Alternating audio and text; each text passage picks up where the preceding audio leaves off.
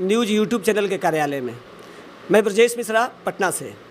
आज हमारे बीच मुख्य अतिथि के रूप में खास मुलाकात खास शख्सियत से के कार्यक्रम में आज हमारे बीच मौजूद हैं 1977 बैच के IPS अधिकारी श्री अभ्यानंद जी, जो अब सेवानिवृत्त हो चुके हैं। बिहार के DGP के पद से सेवानिवृत्त हो चुके हैं और इनकी ख्याति, इनकी लोकप्रियता, इनका कानून का में काम करने की कार्यशैली मैं सिर्फ नहीं बोलता बल्कि पूरा दुनिया बोलती है।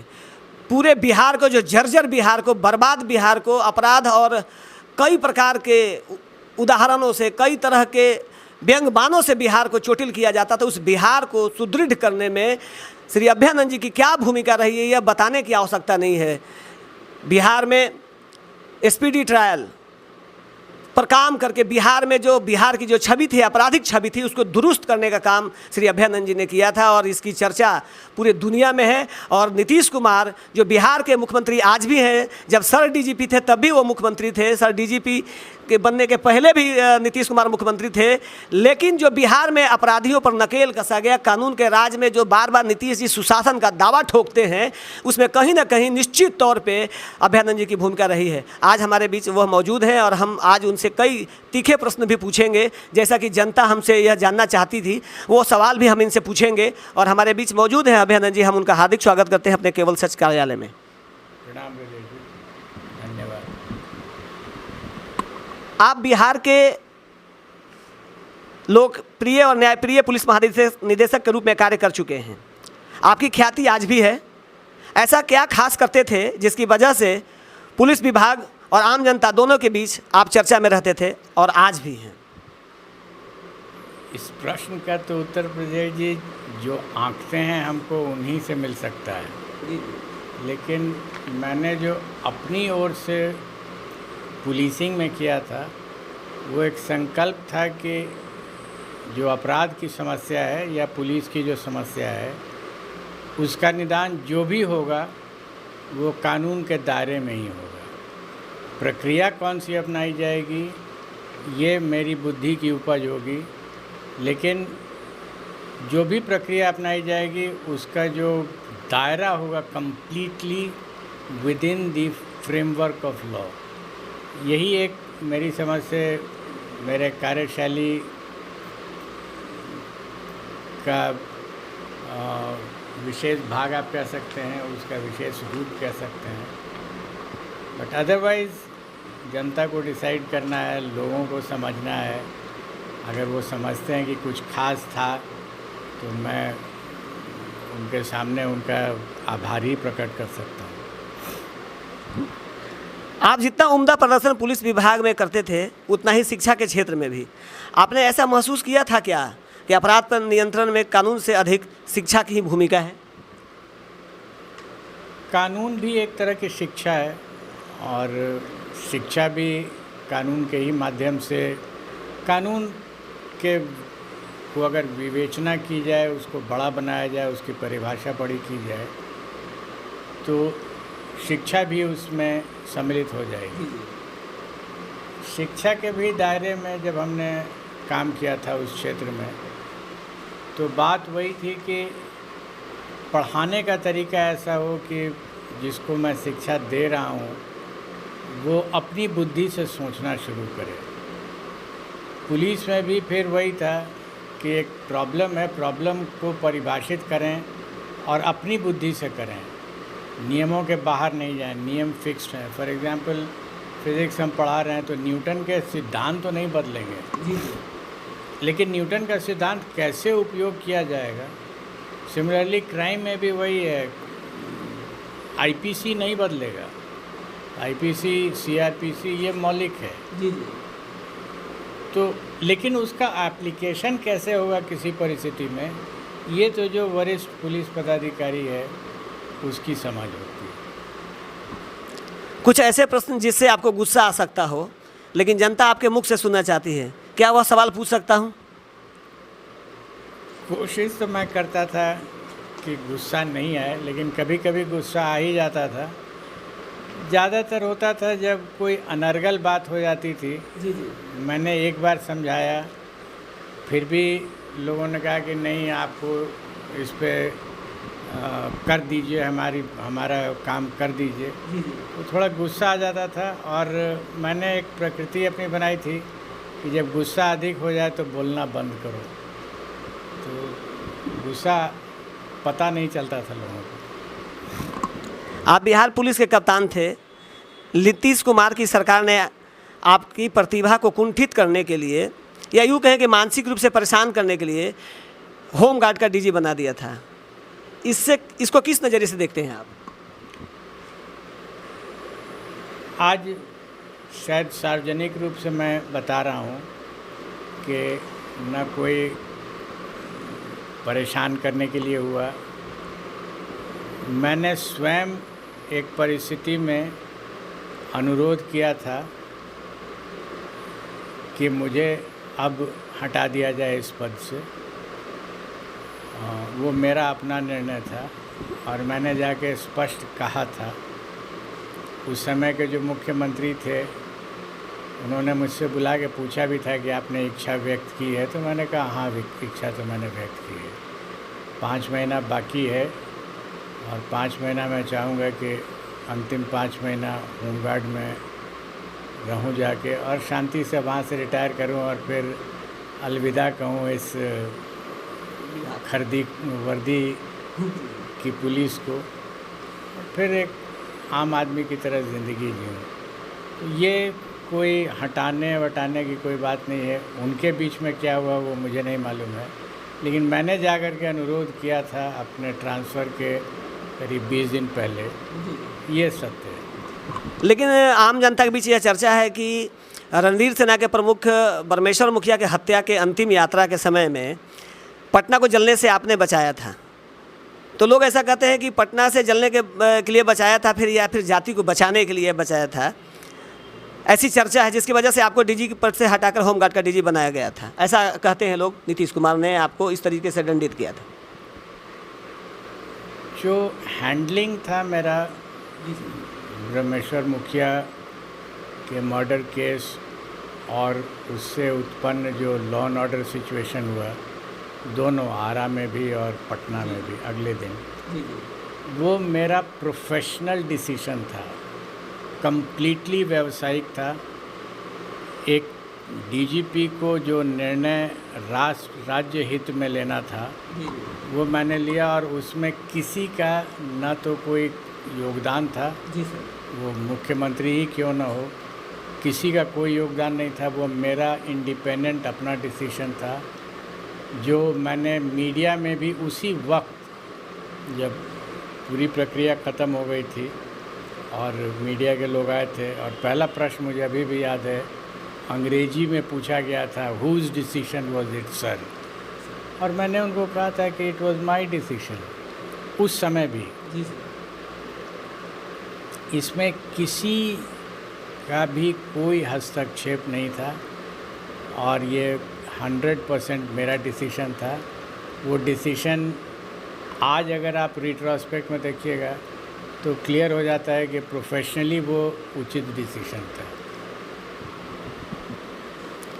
गणितज्ञ आनंद से आपने संबंध क्यों तोड़ा, जबकि सुपर 30 आपकी वजह से पूरे दुनिया में चर्चित हुआ और बेहतर रिजल्ट भी दे रहा था? हम लोग दोनों का जो ध्येय था वो बिल्कुल अलग था, जिसका अंदाज तो हो सकता था, लेकिन जैसे फॉर हिम, उनके लिए ये एक प्रोफेशन है। आज भी वो प्रोफेशन ही हो सकता है। जी जी। और मेरे लिए मैथ्स और फिज़िक्स पढ़ाना पैशन था। मैं पैसे के लिए नहीं पढ़ाता हूँ, आज भी नहीं पढ़ाता हूँ और उस समय भी नहीं पढ़ाता था, लेकिन एक कीड़ा काटे हुए था कि जाके पढ़ाना है, उससे कुछ मुझे मिलेगा, ये दूर दूर तक सोच नहीं थी हमारी। तो प्रोफेशन और पैशन एक साथ नहीं चल सकते। पर चल तो रहे थे सर? चल रहे थे, कुछ दिनों तक चले। उसके बाद जब इसका अंदाज लगने लगा मुझे कि दोनों का ध्येय अलग हो गया है, तो फिर नहीं चला। आपने बाद में फिर सुपर 30 आपने भी बनाया, और अखबारों में सुर्खियों में आया कि CSR फंड में 600 करोड़ का घपला का आरोप आप पर लगाया गया था। इस पर आपका क्या स्टैंड है? इस पे एक केस हुआ जी और उस केस के अनुसंधान में वो केस अभी भी ट्रायल में है, क्योंकि पेंडेमिक के कारण कोर्ट थोड़ा नहीं फंक्शन कर रहा है ठीक से, बट अदरवाइज़ कोर्ट ने कॉग्निजेंस लिया उस पर। झूठा था जो पुलिस की फाइंडिंग थी, वो जो डायरी में एविडेंस था वो अखबार में लगा कि छपा हुआ है, लेकिन पुलिस ने पूरे अखबार उस पीरियड के टेक्निकली ढूंढ ढांड लिया, उनको कहीं वो न्यूज़ मिला ही नहीं। लेकिन लग रहा था कि ये मतलब प्लांट किया गया था। प्लांट मतलब कम्प्लीटली फेक था। एक होता है कि छपा था लेकिन वो न्यूज़ सही नहीं है, ये छपा ही नहीं था कभी। जैसा कि सर आपने कहा कि आपका पैशन था शिक्षा देना, बीच में सर्जन समाज ने भी आपको जोड़ा था, उसमें सर्जनों के तरक्की के उन्नति के लिए, उनके बच्चों की तरक्की के लिए। बाद में आप उनसे अलग हो गए। आपने फेसबुक पर भी इस बात का जिक्र किया कि यहाँ पे हम जातिवाद के कारण हम इससे अपने आप को अलग कर रहे हैं। नहीं, ये फैक्ट इसका सही नहीं है। तो ये जहाँ से मैंने अलग किया उसका नाम था अभयानंद सुपर 30 जी। और वो एक सज्जन थे जो आज राज्यसभा में MP हैं। जी। तो उनका अनुरोध था, इसलिए मैंने उस अनुरोध को स्वीकार किया। वो अपने माता पिता के नाम से चलाना चाह रहे थे और चला भी 4-5 वर्षों तक। जब वो पॉलिटिक्स में आ गए तो मैंने कहा कि नहीं, अब आप पॉलिटिक्स में हैं तो ये फिर अब नहीं चल सकता है, क्योंकि पॉलिटिक्स में हमको नहीं जाना है, ये तय है। सर पॉलिटिक्स और शिक्षा दोनों दो चीज़ें हैं। अगर कोई पॉलिटिक्स करके भी शिक्षा दे रहा है तो सर शिक्षा देने में क्या परेशानी?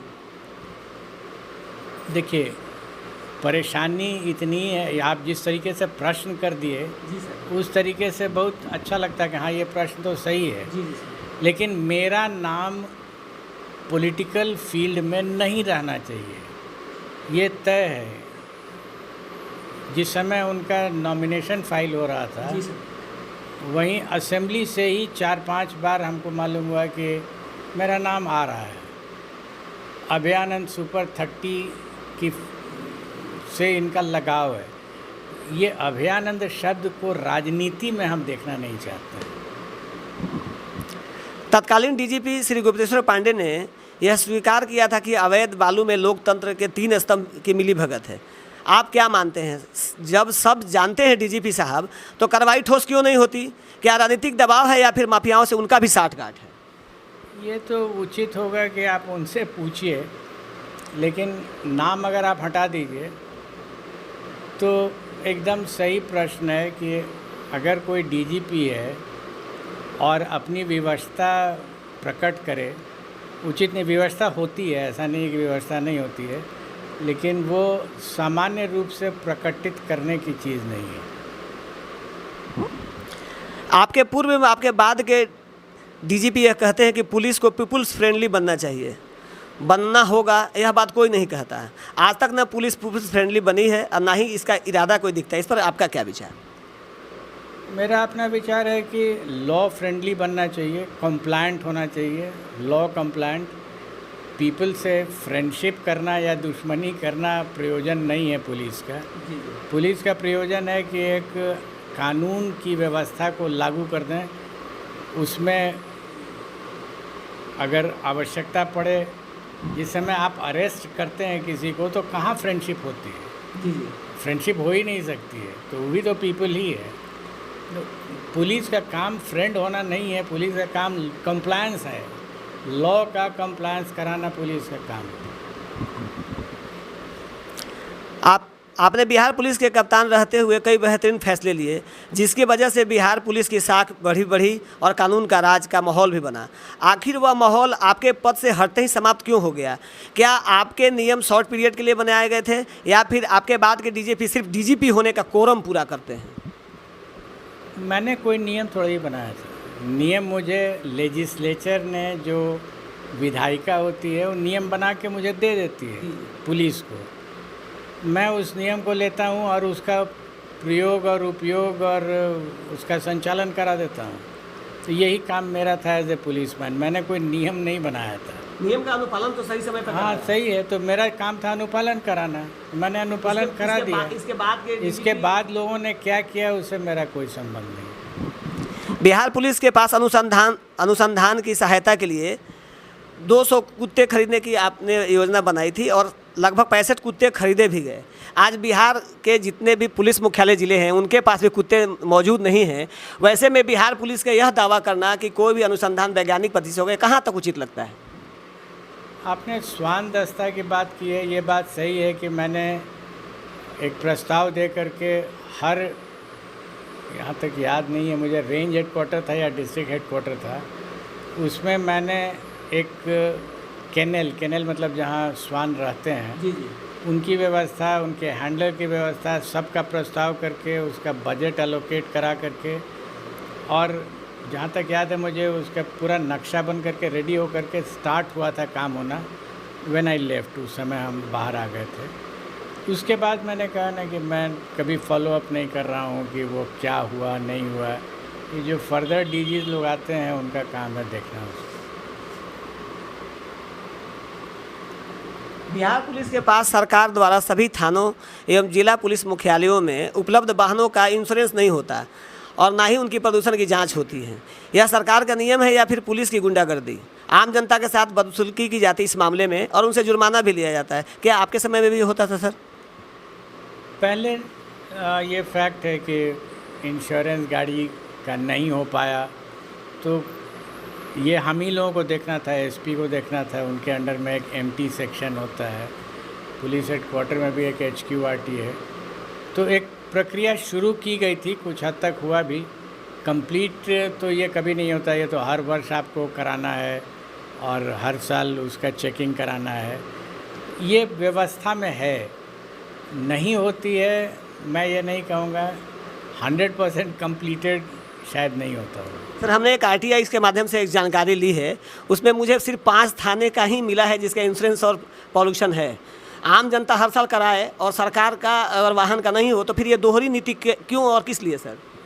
दोहरी नीति हो ही नहीं सकती है, इसमें सवाल ही नहीं उठता है। सर, पुलिस से अगर कौन होती है तो इसका जो कानूनी प्रक्रिया है उसमें जो MV एक्ट में प्रोसिक्यूशन हो सकता है वो होना चाहिए। धन्यवाद सर। बिहार पुलिस के गाड़ियों के इंश्योरेंस प्रदूषण की जांच कौन करेगा? ऐसा कोई नियम है क्या? आम आदमी तो करता ही नहीं, क्योंकि पुलिस का तो कौन करेगा? नहीं, करना तो पुलिस ही को होगा। और पुलिस में इंस्ट्रक्शंस इशू हुआ, कुछ एसपीज ने कराया, कुछ ने नहीं कराया, बट अगर नहीं कराया है तो गलत है। आखिर किन कारणों की वजह से 90 दिन के भीतर पुलिस किसी भी FIR का चार्जशीट जमा नहीं करती जब तक राजनीतिक या प्रशासनिक दबाव ना हो? नहीं, ये एटलीस्ट हम जब तक थे तब तक, इवन एज एसपी या मैं जब DG रहा, तो 90 days was a taboo. I used to pursue it कि अगर एविडेंस है और 90 डेज़ में चार्जशीट होना है तो 90 डेज़ में हो जाना चाहिए, और ये होता भी था। लेकिन इसको परसू करना पड़ता है। आज DSP और SP राजनीतिक एवं पुलिस मुख्यालय के दबाव के बाद ही अनुसंधान के लिए फील्ड में जाते हैं। अमूमन सुपरविजन और रिपोर्ट ऑफिस में ही बना दिया जाता है। इसी मामले को लेकर अभी हाल ही में एक DSP निलंबित भी हुए हैं। क्या इस आरोप में सच्चाई है सर? बिल्कुल सच्चाई है। जब मैं DGP था तो मैंने एक पूरे बैच को, जो यंग प्रोबेशनर्स थे डिप्टी एसपीज, संख्या याद नहीं है, करीब 25 के अराउंड था, उनको मैंने फर्स्ट चार्ज सब डिवीज़न का दिलवाया था। और उनको हमने ब्रीफ करके भेजा था कि सुपरविज़न आप घटना स्थल पर जाके करेंगे, बैठे बैठे झूठ नहीं लिखेंगे, क्योंकि उसका पहला सेंटेंस ही होता है कि मैंने इस कांड का पर्यवेक्षण घटना स्थल पर किया है। तो अगर आप नहीं गए तो आप झूठ लिख रहे हैं। तो उन्होंने बातें कही, पूछे। करीब 1 साल के बाद मुझे जानकारी मिलने लगी कि कुछ लोग नहीं जा रहे हैं और लिख रहे हैं। तो मैंने हर डिप्टी एसपी के लिए एक सीनियर IG या ADG रैंक ऑफिसर भेजा था, सिर्फ इसी चीज़ को वेरीफाई करने के लिए कि कितने केसेस में ये गया है या नहीं गया है। और मुझे याद पड़ रहा है 12-14 के अगेंस्ट में रिपोर्ट्स आए थे, सीनियर ऑफिसर्स के। तो मैंने कार्रवाई के लिए उसको भेजा था गवर्नमेंट में कि इन लोगों पर कार्रवाई शुरू की जाए, प्रोसीडिंग्स कहते हैं उसको। उसके बाद क्या हुआ मैं वहाँ रहा नहीं, फिर क्या हुआ उसकी जानकारी नहीं है। आप डीजीपी रहते, आपने पेट्रोलिंग के लिए अलग और अनुसंधान के लिए अलग यूनिट बनाया था। पेट्रोलिंग वर्ड नहीं है, लॉ एंड ऑर्डर के लिए। हाँ बिल्कुल, वो हर ज़िले में नहीं था, जो बड़े शहरों में और जहाँ इंस्पेक्टर रैंक का ऑफिसर थाना प्रभारी है बड़े बड़े थानों में, हर थाने के लिए नहीं था क्योंकि उसकी आवश्यकता नहीं थी। सभी थाने और एसपी कार्यालय में सीसीटीवी कैमरे लगे, इसकी पहल की थी आपने सर? हाँ बिल्कुल की थी सर। अब तक आज तक नहीं लगे सर? पायलट प्रोजेक्ट कराया गया था, मुझे याद है करीब संख्या मुझे नहीं याद है, लेकिन 2-4 थानों में जो लगा था उसको हम लोग जाके देखना चाहते थे। तो जैसे पटना के गांधी मैदान थाने में था, मैंने जाके उसका फंक्शनिंग देखा भी था। पटना के रेंज डीआईजी से मैंने उसकी रिपोर्ट मांगी थी कि ये कैसे फंक्शन कर रहा है, तो उन्होंने पॉजिटिव रिपोर्ट दिया था पटना के थानों के लिए। कुछ ही थानों में लगे थे, बट वो इनकरेजिंग था जिसको आगे बढ़ना चाहिए था। अगर सर आज अगर आप डीजीपी होते तो सर क्या वो सभी थानों में लग जाता है? बहुत आवश्यक है, इससे सिर्फ पब्लिक को ही नहीं फ़ायदा है, पुलिस को भी फ़ायदा है। क्योंकि जब कभी कभी एलिगेशन लग जाता है कि थाने में ला के मुझे मारपीट किया गया, तो कैमरा लगा रहता है तो आप देख सकते हैं कि हुआ क्या है। पुलिसमैन भी अपने को बचाव कर सकते हैं। सिर्फ मारपीट ही नहीं सर, कहीं मतलब घूस का भी जो? हाँ, एनीथिंग कोई भी एलिगेशन लग सकता है। सरदार पटेल भवन, स्पीडी ट्रायल, आर्थिक अपराध शाखा जैसे कई महत्वपूर्ण विषय के कारण आपकी अलग छवि है। कई डीजीपी सेवानिवृत्त हुए, बाद में सरकार को अपना अनुभव का लाभ वो दे रहे हैं। आपने ऐसा क्यों नहीं किया, या फिर सरकार ने आपके अनुभव का लाभ लेना नहीं चाहा? एक बार नौकरी ब्रजेश जी मैंने की 37 साल की, फिर नौकरी करने की इच्छा नहीं थी। जी सर कहना रिटायरमेंट के बाद कष्टकर होता है। सेवानिवृत्त होने के बाद डीजीपी एवं अन्य वरिष्ठ पदाधिकारी केवल सच बोलने लगते हैं, लेकिन इतने बड़े पद पर रहने के बाद वह चुप क्यों होते हैं? उनको प्रोटोकॉल रोकता है या फिर पद का लालच? नहीं, एक बात आप समझने की कोशिश कीजिए, जब तक सेवा में आप हैं तो कई तरह के नियम रहते हैं, बंधन रहते हैं। कोई अगर एकदम खुल करके सब बात कहनी है सड़क पर, तो फिर खादी उतार करके खादी पहनना होगा। वरीय अधिकारी सिपाही एवं रीडर की वर्दी राशि आजकल आज के तारीख में हड़प ले रहे हैं, ऐसा आरोप लगता है, क्या है सर? वर्दी घोटाला भी हुआ था। काइंडली इस क्वेश्चन को फिर से रिपीट करें। वरीय अधिकारी सिपाही एवं रीडर का वर्दी का राशि हड़प लेते हैं, वर्दी का राशि नहीं देते हैं उनको, ऐसा आरोप कई संगठनों ने हमें बताया है। और वर्दी घोटाला भी सर बिहार में हुआ था, इसकी भी चर्चा है। वर्दी की राशि हड़प लेते हैं। अब तो जहाँ मेरी जानकारी है वहाँ वर्दी का पैसा मिल जाता है कांस्टेबल रैंक में, कांस्टेबल हवलदार में। उस राशि की आप बात कर रहे हैं? उसी राशि की बात कर रहे हैं। पता नहीं, आपने कभी सुनी? अपने पीरियड में तो मैंने सुना नहीं। अभी प्रश्न पूछने समय में ही 1 घंटा पहले एक चौकीदार दफादार संघ ने मुझे फ़ोन किया था और बता रहा था चौकीदार एवं दफादार की समस्या नीतीश कुमार की राज में पूर्व की तरह यथावत बना हुआ है। 2 साल से वर्दी भत्ता इंक्रीमेंट भी नहीं मिला है। एसपी साहब कहते हैं डीएम के पास जाओ, डीएम साहब कहते हैं एसपी के पास जाओ। इनकी सुध डीजीपी क्यों नहीं लेते? आपके समय में अभी यह समस्या रही होगी सर, इसे कैसे हैंडल करते थे? नहीं, ये चौकीदार दफादार के एसोसिएशन में तो कभी नहीं बताया था, तो मैं मानता हूँ कि नहीं रही होगी। और उस समय जस्ट लागू हुआ था ये वर्दी का जो पैसा है वो उनको अलाउंस के रूप में मिल जाता था। मेरे पूरे लंबे टेन्योर में था कि वर्दी पुलिस डिपार्टमेंट ख़रीद करके कपड़ा और सिला के देती थी उनको। लेकिन जब मैं डीजीपी बना तो मिडवे आधे दूर तक आया था, तो ये नया नियम बन गया था कि पैसा ही उनको मिल जाएगा, कपड़ा वो लोग अपना खरीदें और अपना बनवाएं। कोरोना संक्रमण के त्रासदी पर सच बोलना बिहार पुलिस एसोसिएशन के अध्यक्ष मृत्युंजय सिंह को महंगा पड़ा, उनको निलंबित भी कर दिया गया। पुलिस मुख्यालय सच बोलने से क्यों रोकती है? ऐसा नियम है क्या सर? नहीं, सच नहीं बोलने देना तो कोई नियम नहीं हो सकता है। लेकिन अब क्यों निलंबित किया गया है इसकी जानकारी मुझे नहीं है। कागज़ पर क्या है मैं नहीं जानता। एक मजबूत एवं दूरदर्शी पदाधिकारी, एक योग्य शिक्षक होने के नाते देश के युवाओं को क्या संदेश देंगे सर? अपनी बुद्धि को अपने पास रखें, उसी का उपयोग करें और गिरवी तो नहीं रखें उसको, किसी के समक्ष अपनी बुद्धि गिरवी नहीं रखें। बुद्धि को इतना कुशाग्र बनाएं कि अपनी परिस्थितियों को समझ करके अपना निर्णय लें। अपराध के नियंत्रण में पत्रकार की भूमिका सर क्या होनी चाहिए? पत्रकार भी आजकल दिशा विहीन होते जा रहे हैं, ऐसे में पत्रकारों को भी क्या संदेश देना चाहिए? पत्रकारों के पास बहुत सारे फैक्ट्स रहते हैं, अगर वो या तो पब्लिकली बताएं या कॉन्फिडेंशियली बताएं तो एक ऑनेस्ट पुलिस ऑफिसर को अपराध नियंत्रण में करने में बहुत सहूलियत होगी। अभी आप सुन रहे थे बिहार के पूर्व डीजीपी श्री अभयानंद जी को, और इनका नाम बेहतर पुलिसिंग के लिए तो है ही है। एक बेहतरीन शिक्षा के क्षेत्र में बिहार की प्रगति में जो नीतीश कुमार जो मुख्यमंत्री हैं बिहार के, बार बार दावा करते हैं कि बिहार विकसित हुआ है, तो इस विकास में अभयानंद जी की भूमिका को नकारा नहीं जा सकता है।